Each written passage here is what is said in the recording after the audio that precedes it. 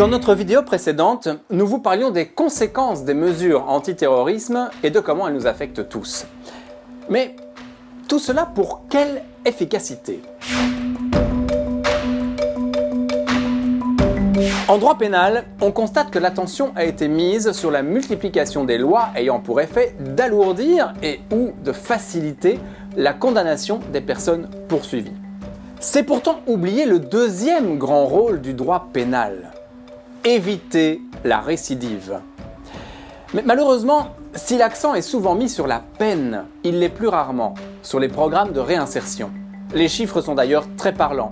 À l'heure actuelle, la Belgique connaît un taux de récidive de 80%. En 2016, 400 millions d'euros ont été débloqués pour lutter contre le terrorisme. Dans quoi ont-ils été investis ? En grande majorité, dans le volet répressif et sécuritaire, et non dans des programmes préventifs prenant en compte les différentes causes pouvant expliquer l'extrémisme violent. Penser droits humains, ce n'est pas ne rien faire, mais plutôt insister sur la collectivité et sur la dignité.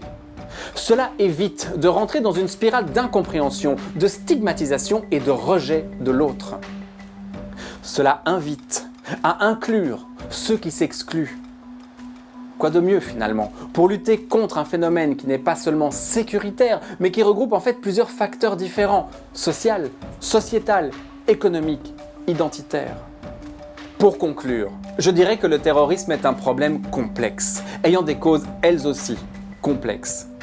Les personnes ayant été embrigadées dans ce type de lutte ont toutes et tous des profils et des motivations différents. Il est fondamental de prendre en compte l'ensemble des éléments pouvant mener au terrorisme pour avoir une réaction adéquate au phénomène.